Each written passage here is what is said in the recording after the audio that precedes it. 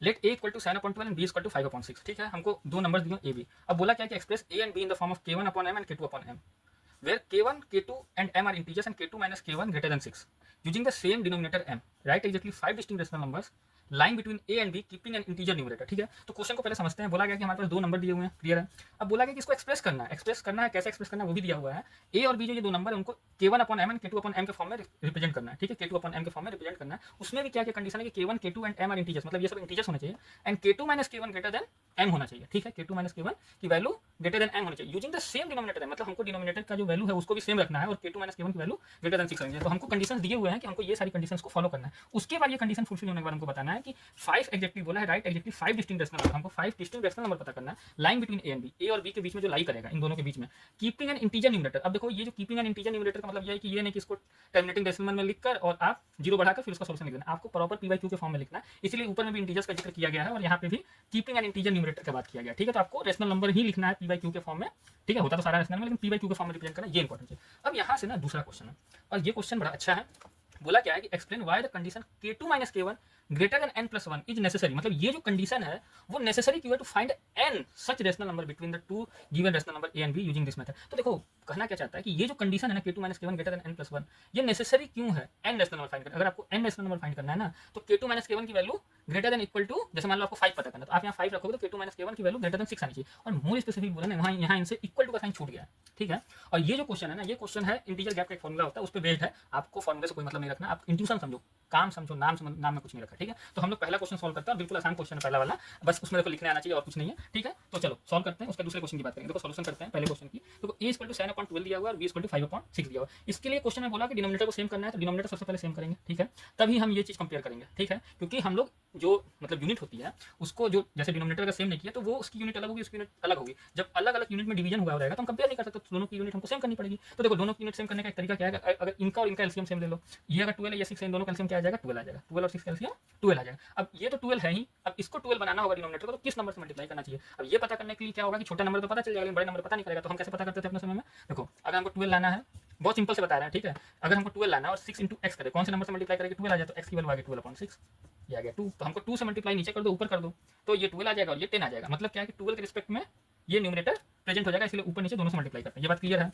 तो एक तरीका तो ये होगा। दूसरा तरीका क्या है कि इन दोनों को ऐड कर दो। ऐड करने का मतलब क्या होता है कि a प्लस बी कर दो, मतलब 7/12 प्लस 5/6 कर दो। इन दोनों को ऐड कर दो। ऐड करने से क्या होगा ना कि इन दोनों का जो डिनोमिनेटर है वो इक्वल डिवीजन में आ जाएगा। इक्वल डिवीजन में आ जाएगा तो अगर ये इक्वल डिवीजन में आ जाएगा तो ऊपर वाला अपने आप क्या होता है कि उसके रिस्पेक्ट में रिप्रेजेंट हो जाता है इक्वल डिवीजन के, और ये भी उसी के रिस्पेक्ट में डिवीजन में एक्सप्रेस हो जाता है, तभी जाके ये ऐड हो पाता है। तो देखो ये 12 आएगा, तो 12 इंटू 1 1 इंटू 7 ये 7 आ गया, प्लस 2 इंटू 5, तो देखो जैसे 2 इंटू 5 करते हो तो इसके रिस्पेक्ट में ये रिप्रेजेंट हो जाएगा, तो ये आ जाएगा 7 प्लस 10/12।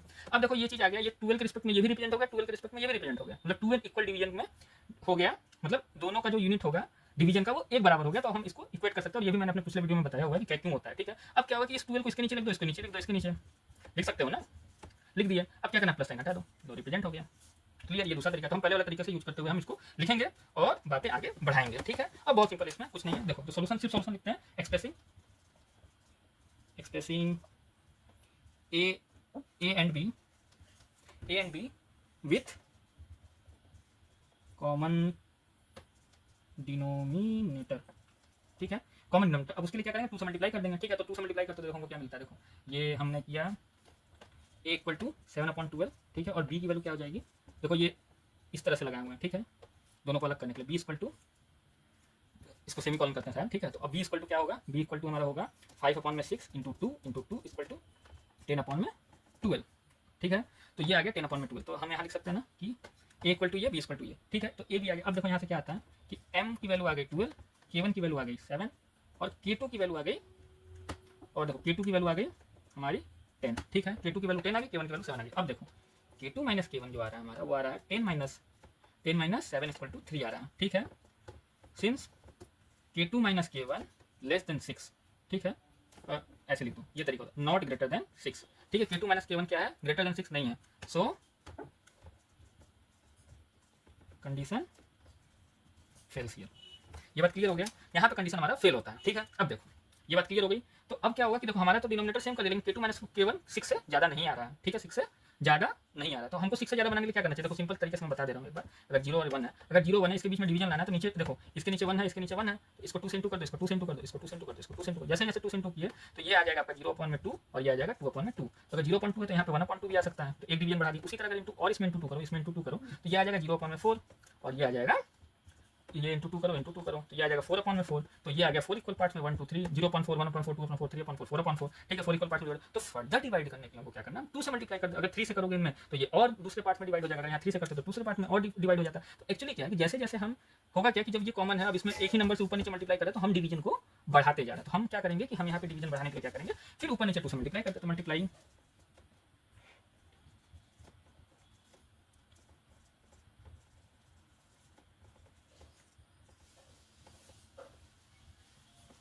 देखो, multiply a and b numerator and denominator by 2। ठीक है, मैंने 2 से ए के और बी के न्यूमरेटर और डिनोमिनेटर को फिर से मल्टीप्लाई किया। तो ए की जो वैल्यू आएगी ए इक्वल टू 7/12 इंटू 2 और यहाँ इंटू 2 करोगे तो यह आ जाएगा 14/24 और बी इक्वल टू 10/12 इंटू 2 ये आ जाएगा 20/24। ठीक है, अब यहाँ एक चीज़ कॉल करने वाली फिर से है। यहाँ हम क्या देखेंगे कि एम की वैल्यू क्या आ रही है 24, K1 की वैल्यू आ रही है 14, K2 की वैल्यू आ रही है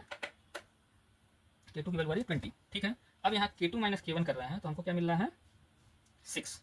ठीक है, सिंस, अब देखो यहाँ पे हम लोग लिखते हैं सिंस, देखो लिख दे रहे हैं ऐसा ही, since K2 minus K1 not greater than 6। K2 minus K1 क्या आ रहा है? Not greater than, so condition fails here. ठीक, कंडीशन यहाँ कंडीशन फेल होता है। ठीक है, कंडीशन यहाँ क्या होगा? फेल हो गया। अब देखो यहाँ पे एक चीज़ और समझते हैं हम लोग, वो समझना क्या है वो बड़ा इंपॉर्टेंट है कि देखो मैंने अभी थोड़ी देर पहले बोला था यहाँ इक्वल टू का साइन होना चाहिए था। वो इक्वल टू का साइन क्यों होना चाहिए था कि अभी देखो अगर यहाँ 14 लिखा हुआ है, 14/24 लिखा हुआ है, ये 15/24 लिखा हुआ है, ठीक है, 16/24 लिखा हुआ है, ये 17/24 लिखा हुआ है, ये 18/24 है, ये 19/24 है, ये 20/24 है। ठीक है, ये दिया हुआ है और ये दिया हुआ है, इनके बीच का हमको रेशनल नंबर 1 2 3 4 5 रेशनल नंबर निकल गया। इसका मतलब क्या है कि देखो K2 माइनस K1 की वैल्यू क्या है? K2 माइनस K1 की वैल्यू 6 आई थी। जब मेरी वैल्यू 6 भी आ रही है ना, 6 आ रही है मतलब एक ज़्यादा आ रही है, मतलब इक्वल टू रहेगा, मतलब मान लो K2 minus K1 greater than equal to n+1। इसका मतलब क्या होगा कि अगर हमारी इनको सॉल्व करें 6 आ रहा है और ये इक्वल टू कब होगा? ये इक्वल टू कब होगा? ये इक्वल टू तब होगा जब यहाँ 5+1 रख दो, n की वैल्यू 5 रख दो, तो भी तो ये 6 आ रहा है, तो भी तो ये कंडीशन वैलिड हो रहा है। इधर भी 6 आया, इधर भी 6 आया, तो हमको 5 रेशनल नंबर तो मिल गया। उसमें बोला था कि n रेशनल नंबर, तो यही n है, ये n है, तो n रेशनल नंबर मिला ना, मतलब 5 मिला। ठीक है, तो n 5 है और ये 6 आ रहा है, मतलब इन दोनों को जोड़ोगे तो ये तो 6 ही आएगा इधर में। तो इस समय ये दोनों इक्वल हो रहा है, इसलिए इक्वल साइन भी होना चाहिए। ठीक है, लेकिन देखो होगा क्या कि अगर इसकी वैल्यू ज़्यादा भी आई, अभी देखो अभी क्या होगा, मैं n की वैल्यू उससे ज़्यादा ले रहा हूँ, मतलब ये भी सही है लेकिन इस कंडीशन के लिए ट्रू, इसलिए इक्वल टू पे भी काम चलता है, तो इक्वल टू साइन भी यहाँ रहता है, तो कोई दिक्कत नहीं। अब क्या होगा? अब बोला क्या कि अगर K2 माइनस K1 की वैल्यू और हम बढ़ा देंगे, अगर इसकी वैल्यू और बढ़ा देंगे, बड़ा कर देंगे, तो भी हमको इसके बीच में नंबर मिलेगा। लेकिन यहाँ पे जो लॉजिक कहता है ना वो कुछ और कहता है, ये n की वैल्यू कम भी ले सकते हो उसमें से। मतलब अगर तुम ये बड़ा ले लिए, अगर और बड़ा ले लिए इसके नंबर में, मान लो इसके बीच में, मतलब मान लो 10 रेशनल नंबर आ रहा है, तुमको 5 ही लेना, तो उसमें से 10 में से तुम 5 को कलेक्ट कर सकते हो और ये जो रहेगा वो उसकी वैल्यू ज़्यादा आएगी और ये कम हो जाएगा। और वो अभी तुमको डायग्राम्स में और अच्छे से समझा दूंगा, वो अभी अगले पेज में। ठीक है, तो अभी देखो ये चीज़ें मैं समझाने जाता था कि इक्वल टू साइन क्यों होगा। एक तो चीज़ ये हो गई। दूसरी चीज़ अब देखो यहाँ पे आती है कि अगर मेरे को यहाँ से वैल्यू नहीं मिला, अगर यहाँ से वैल्यू नहीं निकला तो हमको क्या करना चाहिए कि इसी में फर्दर और डिवीजन करना चाहिए। हम इसमें भी कर सकते हैं, इस नंबर में भी कर सकते हो, लेकिन बहुत ज़्यादा चला जाएगा, इसलिए हम क्या करेंगे ना, इसी में फर्दर डिवीजन करके 2 की जगह 3 से करते हैं, क्योंकि हम बिल्कुल पास पहुंच गए। हमको सिर्फ एक नंबर का है, एक नंबर चाहिए रहता है। ठीक है, मतलब एक और नंबर रहता है 7 हो जाता तो हमको मिल जाता, लेकिन हम अब इसमें इन दोनों में मल्टीप्लाई करेंगे तो हमको बहुत आगे निकल जाएंगे, मतलब ज़्यादा नंबर मिल जाएगा, तो ज़्यादा नंबर आने लगेंगे। तो इसके लिए मैं क्या करता हूँ कि हम इसमें ही इस वाले में इन दोनों में मल्टीप्लाई करेंगे। ठीक है, नाउ मल्टीप्लाइंग ए, बट देखो now multiplying a and b with a and b numerator and by 3 from condition first, इसको कंडीशन फर्स्ट मान लो। ठीक है, ये कंडीशन सेकंड, कंडीशन फर्स्ट। अब देखो मैं कर रहा हूँ, तो a इक्वल टू 7/12 इंटू 3 ये आएगा 21/36 और b की वैल्यू आ गई हमारी 10/12 इंटू 3 इक्वल टू हमको मिलेगा 13/36। ये चीज़ें क्लियर है। अब देखो हुआ क्या कि यहाँ पे m की वैल्यू 36 है, K1 की वैल्यू 21 है और K2 की वैल्यू 30 है। अब देखो यहाँ पे K2 माइनस K1 जो आ रहा है वो हमारा आ रहा है 30 माइनस 21 इक्वल टू 9। ठीक है, तो K2 minus K1 greater than 6। ठीक है, सेटिस्फाई, कंडीशन सेटिस्फाई।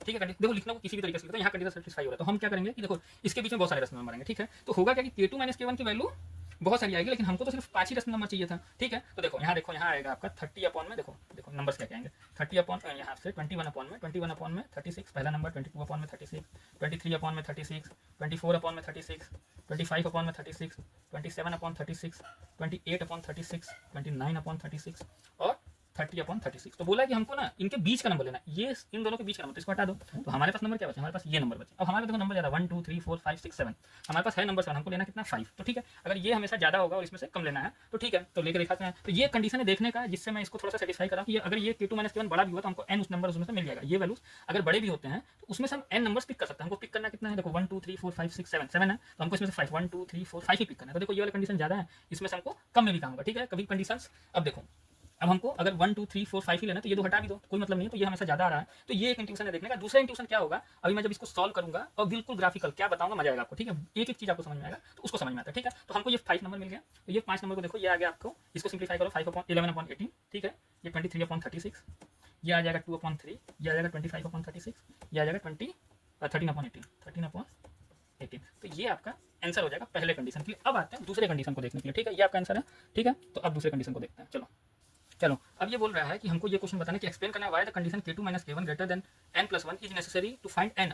अगर हमको n रेशनल नंबर पता करना है किसी दो रेशनल नंबर के बीच में, तो ये कंडीशन नेसेसरी क्यों है, हमको इसका जस्टिफिकेशन देना है, ठीक है। तो ये देखो, अब सोल्यूशन करने से पहले हम कुछ चीज़ें आपको थोड़ा सा बात करेंगे, उसके बाद आगे बढ़ेंगे। जैसे मान लो, हम मान लेते हैं यहाँ पे हमारे पास 15 है, ये 16 है, ये 17 है, ये 18 है और ये 19 है, ठीक है। हमारे पास ये नंबर है।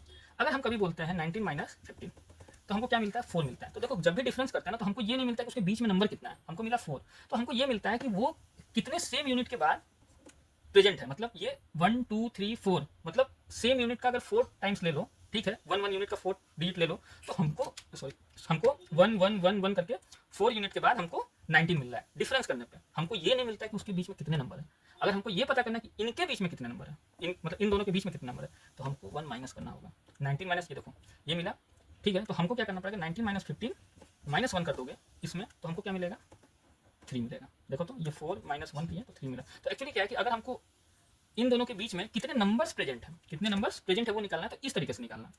एक तो चीज़ ये हो गया। अब थोड़ा सा आगे बढ़ते हैं, अब इसको दूसरे नजरिए से देखते हैं। अब हमको क्या बोल रहे हैं, हमको बोल रहा है कि हमारे पास ये नंबर है एक और दूसरा नंबर ये, ठीक है। अब हमारे पास बहुत ध्यान से समझना, इसी वाले अप्रोच को यूज करते हुए आगे सॉल्व। हमारे पास ये एक नंबर है और ये एक नंबर है, ये दोनों हमारे पास नंबर है, ठीक है। अब क्या बोला है कि हमको ये नंबर यहाँ इस नंबर के बारे में पता है और इस नंबर के बारे में पता है, ठीक है। हम इस नंबर और इस नंबर के बारे में बात नहीं करेंगे।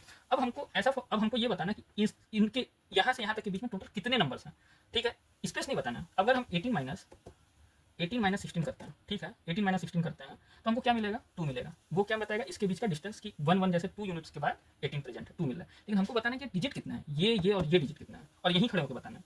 तो इस केस में क्या करना पड़ेगा, इस केस में जरा ध्यान से देखना है कि अगर हम 18 माइनस 16 प्लस 1 करेंगे, ठीक है, तो हमको 3 मिला। 1 2 3 डिजिट आ रहा है। मतलब क्या करें कि हम 18 माइनस 16 पे करके फिर प्लस 1 करना है, तो हमको 3 मिला। मतलब हमको 3 डिजिट काउंट है। इसके पीछे लॉजिक क्या होता है वो भी मेरे को पता है, लेकिन उसको समझाते क्लासेस खत्म हो जाएगी। बहुत सारे तरीके होते हैं समझाने के, लेकिन बस आप इतना समझो कि अगर इन दोनों पे खड़े हो, जिस डिजिट को आपको काउंट करना है उसमें माइनस कर रहे हो, तो आपको प्लस 1 करना होगा, ठीक है। आपको इसको इन्वॉल्व करना है, ठीक है। जब माइनस करते हो ना, एक हट जाता है, कम हो जाता है, उसके पीछे लॉजिक है, ठीक है। वो अगर मैं क्लासेस लूंगा तो समझाऊंगा। तो जब होता क्या है कि जब इसमें से इसमें माइनस करोगे, तो ये जो डिस्टेंस वाली चीजें होती है उसमें से ये वाली चीजें काउंट ही नहीं होती, तो एक कम हो जाता है, इसीलिए इसको प्लस करना पड़ता है। तो प्लस करोगे तो ये फिर वो थर्ड काउंट आ जाता है, इसीलिए इसमें प्लस करना पड़ेगा। मतलब क्या है कि अगर इसको इन्वॉल्व कर रहे हो और बीच का ले रहे हो तो एक माइनस करना पड़ता है। लेकिन अब हमको क्या करना है कि हमको इन तीनों को ही काउंट करना है, और हम इन तीनों और इसी डिजिट्स को लेके भी चल रहे हैं। मतलब इन तीनों डिजिट को काउंट करना और इन तीनों डिजिट को लेके भी चले, तो वैसे कंडीशन में क्या करना पड़ता है, हमको प्लस 1 करना पड़ता है, तब ये तीनों डिजिट काउंट होंगे। ये बात क्लियर हो गया। अब इसी का हेल्प लेते हुए हम सॉल्व करने जा रहे हैं, ठीक है। देखो सबसे पहले हम क्या मान रहे हैं कि एक मिनट देखते जाओ, ठीक है। तो देखते जाओ, अब देखो क्या होगा। अब इसको सॉल्व करने के लिए हम लोग प्रोसीड करते हैं। देखो सॉल्यूशन आपका ऐसे होगा, ठीक है। देखो to fit and distinct integers between K1 and K2, ठीक है। हमको क्या करना है, एंड डिस्टिंक्ट इंटीजर K1 और K2 के बीच में लाना है, ठीक है। अब उसके लिए हम समझते हैं, ठीक है। तो क्या करेंगे वो समझते हैं। सबसे पहली बात, अगर मान लो एक चीज़ समझते हैं, जैसे इसी को समझो, ये हमारा K1 हो गया, ये हमारा 19 K2 हो, ठीक है। अगर ये बताओ कि K1 के बाद हम K1 प्लस 1 लिख सकते हैं। अगर ये 15 है तो प्लस 1 कर सकते हैं। अब ये 15 प्लस 1 ही क्योंकि वहाँ लिखा हुआ कि वो इंटीजर है, बड़ा स्पेसिफिकली बोला है, तो हम k1 + 1 कर दिए। फिर देखो उसके बाद हम k1 + 2 भी तो लिख सकते हैं, k1 प्लस, अच्छा k1 प्लस, देखो ये लिख लिया, ठीक है, तो ये लिखे हम। अब इसके बाद अगर हम k1 + 1 लिखे तो अब k1 + 2 भी तो लिख सकते हैं यहाँ पे, बिल्कुल लॉजिकल बात है, ठीक है।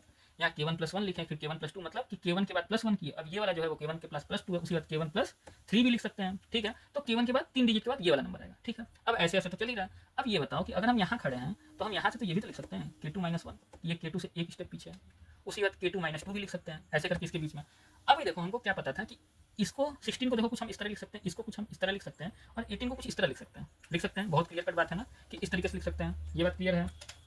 ये चीज़ें क्लियर है, चीज़ें ना कि k1 15 है तो k1 + 15 + 1 16, 15 + 1 15 + 2 17। अगर यहाँ से एक माइनस करो तो देखो आगे क्या k2 - k1, k2 - k1 क्या आ गया, k2 - k1 क्या आ गया हमारा 19 - 1 क्या आया 17। तो इसको इस टर्म में लिख दिए, ये लास्ट टर्म हो गया, ये फर्स्ट टर्म हो गया, ये इसके ठीक बाद हो गया, ये ठीक पहले हो गया। तो हमने इन चीज़ों को इस तरीके से लिख दिया और आप बिल्कुल लिख सकते हो, ठीक है। अब ये मैंने इस तरह से लिखा क्यों, क्योंकि मान लो इसके अंदर n नंबर्स हैं, यहाँ तो हमको 3 पता है, ठीक है, हमको यहाँ 3 नंबर डिजिट पता है, तो हम उसको k1 k2 k3 लिख सकते हैं, लेकिन हमको लास्ट डिजिट नहीं पता, तो हम उसको ऐसे करके लिख सकते हैं ना। और ये हमने लिखा क्यों, क्योंकि डिफरेंस निकालने का तरीका तो हमको पता था कि हम डिफरेंस निकालेंगे तो हमारे पास नंबर निकल के आ जाएगा, ठीक है। तो कितने डिजिट है वो निकाल सकते हैं, तो इसीलिए मैंने ये लिखा और ये लिखा, इन दोनों का डिफरेंस निकालेंगे तो इसके बीच के नंबर निकल के आएंगे, और इन दोनों का डिफरेंस निकाल के +1 करने पर हमको क्या आ रहा था, इसका पूरा काउंट आ जा रहा था। और वो काउंट कितने के बराबर, ये मैक्सिमम n हो सकता है, n से ज़्यादा नहीं हो सकता है, ठीक है। क्योंकि n इसलिए हो सकता है क्योंकि देखो आप इन दोनों को उठाओगे तो इनके इनके इनके बीच में कितना आएगा, जो टोटल कॉलम आ जाएंगे वो कितने आएंगे, ठीक है, टोटल 3 आएंगे ना, मतलब इन दोनों के बीच में तो आ जा रहा है उस तरीके से, ठीक है। तो हमने जो उठा के लेके चल रहे हैं वो 3 लेके चल रहा है। तो देखो अब हम अगर इसको सॉल्व करते हैं तो देखो प्रोसीडिंग कैसे होगी, कि हम अगर थोड़ा सा लिखना चाहें तो देखो लिख सकते हैं, लिखने के लिए यही लिखेंगे कि देखो जो स्मॉलेस्ट नंबर होगा हमारा, ठीक है, ठीक है, जस्ट आफ्टर k1 जो होगा वो होगा k1 इज जो होगा k1 + 1 होगा, k1 + 1 होगा, ठीक है। और the largest number just before k2 is k2 - 1 ये होगा। अब देखो इन दोनों को, अब देखो जैसे इन दोनों को मैंने क्या किया था 18 - 16 किया था और +1 कर दिया था, तो हमको 1 2 3 डिजिट काउंट हो गया था ना, 3 नंबर काउंट हो गए थे। उसी तरह मैं क्या करूंगा कि इन दोनों को माइनस करूंगा, k2 देखो इसको मैंने k2 मान लिया, 16 को इसको माना मैंने k2, ठीक है, ठीक है, इसको माना और इसको माना, इन दोनों को माइनस कर रहा हूँ, ठीक है। तो k2 - 1 माइनस k1 + 1, इन दोनों को मैंने माइनस किया, मतलब इस वाले को माइनस किया हूँ, इस वाले को पहले रखा हूँ, फिर इस वाले को उससे माइनस किया हूँ, ठीक है, और +1 कर दूंगा तो टोटल n आ जाएगा। कितने n इसके अंदर आएंगे ये देखते जाना, अभी हम इसको आगे सोल्व करते हैं। तो हमको देखो क्या मिल रहा है, ये k2 आ जाएगा और ये -1 -k1 -1 +1, ठीक है, ये ऐसे कट गया, ये आ गया k2 - k1 -1 आ गया, इसको इधर लेके चल गया, माइनस को इधर ला दिया, ठीक है। समझ में आ रहा है ना कि माइनस यहाँ आ गया, ये माइनस इधर आ गया, तो इस तरीके से लिख सकते हैं। तो देखो ये +1 ऐड कर दिए हैं, +1 ऐड किए तभी तो ये क्या आ गया, टोटल काउंट आ गया कि ये कितने काउंट है। ये बात क्लियर हो गई कि ये कितने काउंट है टोटल। अब देखो अब बहुत अच्छे से समझना, अब हमको क्या देखो अभी अभी मैं समझा दे रहा हूँ, लिख दे रहा हूँ। तो हमारे पास जो देखो ये आ गया टोटल कितने काउंट है, ये कितने काउंट हो गए, तो टोटल काउंट हम क्या ले रहे हैं देखते जाओ।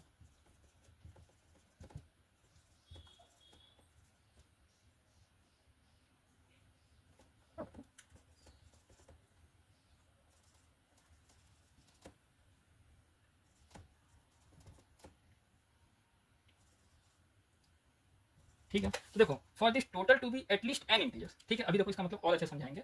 इसके लिए यहाँ पे कितने इंटीजर्स होंगे ये समझना है ना, कि देखो इसके लिए हम टोटल कितने इंटीजर्स उठा सकते हैं, n इंटीजर्स, ठीक है। ये टोटल हमने n लिया था, ये हमने n लिया था, तो ये जितना काउंट होगा वो टोटल तो n के बराबर ही होगा। लेकिन अब एक बात समझो, अगर ये n के बराबर है, ये n के बराबर है, ठीक है, तो आप इसमें से अभी देखो समझते जाना, आप इसमें से थोड़े से कम, अगर देखो ये टोटल n ही हो सकते हैं, n से ज़्यादा होंगे नहीं, ये बात को समझना जरूरी है। जैसे मान लो कि ये मैंने कितना लिया 3 लिया, तो अगर यहाँ n लूंगा तो भी तो ये n ही आएगा ना। अगर इसका पूरा पार्टीशन n आ रहा है, मतलब हमारे पास ये है k1, ये है k2, और मैंने इसका सब डिवीजन किया, कई डिवीजन कर दिया, तो ये जितना आएगा वो तो ये सॉल्व करने पे इसकी वैल्यू इसके बराबर ही आएगी ना। लेकिन अब मेरी बात को समझो, इसमें से आप पिकअप कितना कर रहे हो, 1 2 3 4 5 पिकअप करो, 5 पिकअप करो, तो n की वैल्यू कम हो सकती है, मतलब आप जितना कैप्चर कर रहे हो इसमें से, जितना आप उठा रहे हो वो तो कम हो सकता है, लेकिन इस वैल्यू से कभी ज़्यादा नहीं हो सकता। तो इसका मतलब क्या है कि k2 - k1 -1 हमेशा बड़ा होगा या इक्वल होगा किसके, n के बराबर होगा, इस n के बराबर होगा, n से कम भी हो सकता है। इसीलिए मैंने क्या किया कि n की वैल्यू को कम भी किया और बराबर किया, मतलब इसके बराबर तो होगा और इससे कम भी हो सकता है। इसमें से कम वैल्यूज को उठा सकते हैं, हम पिकअप कर सकते हैं। जैसे मैंने क्या किया था, मेरे को 7 रेशनल नंबर मिले थे, उसमें से मैंने 5 को पिकअप किया था, ठीक है। तो ये वाली वैल्यू तो हमेशा ज़्यादा आ रही थी, लेकिन ये वाली वैल्यू को हमको जो लेना है वो तो कम आ रही थी, ना, मतलब 5 लेना है, 5 तो ये हमेशा कम हो सकता है, लेकिन इस वाले वैल्यू से कभी ज़्यादा नहीं हो सकता। इसका मतलब क्या हुआ कि अगर आप इसको और फर्दर सिंप्लीफाई करेंगे तो k2 - k1 ग्रेटर देन +1 इस साइड भी करो, +1 इस साइड भी करो, ठीक है, तो ये आ जाएगा n प्लस वन। तो ये देखो आपका आ गया ऐसा कुछ, ठीक है। अब देखो ये इक्वल टू के लिए वैलिड है, ये कंडीशन इक्वल टू के लिए वैलिड है। मतलब क्या है कि जब ये केसेस, मतलब हुआ क्या कि जब n लिखा हुआ है तो n से कम उठाओगे उसके लिए तो वैलिड है, लेकिन अगर n कंडीशंस भी हुए तो उसके लिए वैलिड। मतलब क्या है कि देखो, मतलब ये है कि k2 minus k1 equal to, मतलब ये n है, ठीक है, ये n नंबर्स आए हैं, तो इस n नंबर्स के लिए तो ये वैलिड है ही। लेकिन अगर आप उससे कम करोगे, कम करने का मतलब क्या है कि अगर आप k2 minus k1 greater then n plus one कर दे रहे हो, मतलब उसको इक्वल भी नहीं करते, उससे कम भी करते, तो ये कंडीशन हमेशा नंबर पाने वाला इंप्लाइज कि ये भी सही है, ठीक है। ये बात समझ में आ गई कि ये चीज़ें कैसे बड़ा इंपॉर्टेंट है, बहुत ही देखने लायक चीज़ें हैं, और मैंने एक एक चीज़ को बहुत डिटेल से समझाया है कि ये चीज़ें हुई कैसे। ये n greater than equal to n का मतलब क्या हुआ, क्यों हुआ, वो बड़ा इंपॉर्टेंट था, जो मैंने समझाया कि k2 minus k1 minus one जो है वो n डिजिट के बराबर है। जैसे n यहाँ 3 है, ये 3 के बराबर है, इसमें से आप दो नंबर को पिक करोगे तो दो नंबर पिक कर सकते हो, एक भी पिक कर सकते हो, ठीक है। तो ये तो हमेशा कम होगा। ये जो वैल्यूज आप यहाँ देखो, यहाँ से आप वैल्यूज कितने निकाल रहे हो अपने नंबर लिखने के लिए, वो तो कम होगा, लेकिन ये जो डिजिट है ये तो 3 का 3 टोटल यहाँ आएगा ही आएगा। क्लियर कट बात है कि यहाँ तो 3 डिजिट आ रहा है, लेकिन आप ले कितना रहे हो, उसमें बोला ना कि आप ले कितना रहे हो। मैंने n कितना लिया, n उस बार मैंने 5 लिया, लेकिन जो कंडीशन आया था उसमें मेरे को k2 माइनस k1 की वैल्यू कितनी आई थी, 7 आई थी, 9 आई थी, 9 वैल्यूज आई थी। तो 9 वैल्यूज आई थी, तो 9 वैल्यूज में तो 9 वैल्यू तो मेरे को मिल रहा है, लेकिन अब हुआ क्या कि हम उसके बीच का वैल्यू आएगा, तो टोटल वैल्यू 9 में से 2 माइनस, तो उसके बीच में ये दोनों वैल्यू हट गया, तो 7 वैल्यूज आ रहा था, 7 वैल्यूज आ रहा था। तो बात को समझो कि जो जो 7 वैल्यूज आ रहा था, 7 वैल्यूज तो यहाँ से निकल रहे थे ना, मतलब मैंने उसमें से लिया कितना, ठीक है।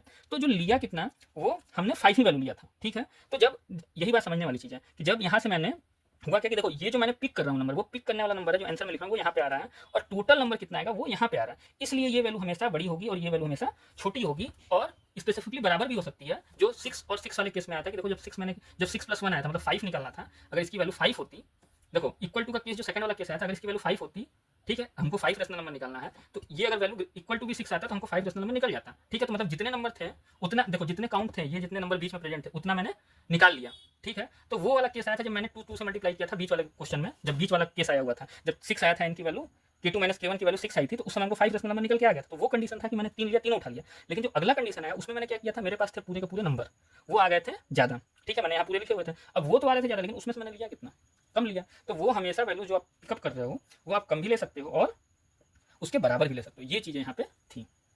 देखो अभी जो क्वेश्चन मैंने सॉल्व किया, ठीक है, उसको मैंने बीच के डिजिट्स को लेकर सॉल्व किया था, ठीक है। अब मैं कॉर्नर्स वाले डिजिट को लेकर भी सॉल्व करता हूँ। जैसे ये 15 था, ये 16 था, ठीक है। दूसरे पार्ट को ये 17 है, ये 18 है, ये 19 है, ठीक है। अब एक बात को समझना, मेरे बहुत आसानी से समझना।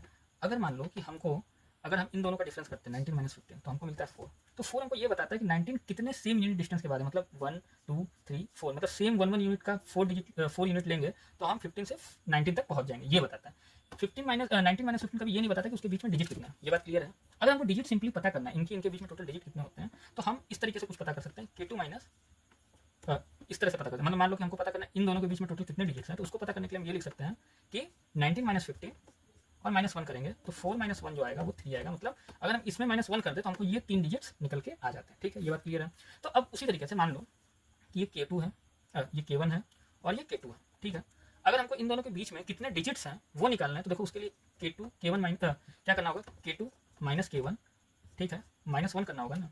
तो ये क्या निकल के आएगा कि टोटल कितने डिजिट्स हैं, डिजिट्स कितने टोटल, वो n के बराबर होंगे, ठीक है, ये n के बराबर होंगे। और मोर स्पेसिफिकली सिर्फ n ही नहीं होंगे, n से कम भी हो सकते हैं। पूछो कैसे? वो ये है कि आप ये n उसके लिए स्टैंड करते हैं कि आप इसमें से कितने n पुट कर रहे हो। n के बराबर हो सकते हैं, n से कम हो सकते हैं, लेकिन n से ज़्यादा नहीं हो सकते। इसके कहने का मतलब क्या है कि अगर k2 माइनस k1 कर रहे हैं, ठीक है, अगर k2 माइनस k1 कर रहे हैं और -1 कर रहे हैं, ठीक है, वो हमेशा n के बराबर। मतलब क्या है कि अगर हम इन दोनों को माइनस कर रहे हैं तो टोटल कितने डिजिट्स यहाँ हैं, 3 डिजिट्स है ना, तो वो 3 के ही बराबर होगा या 3 से कम होगा।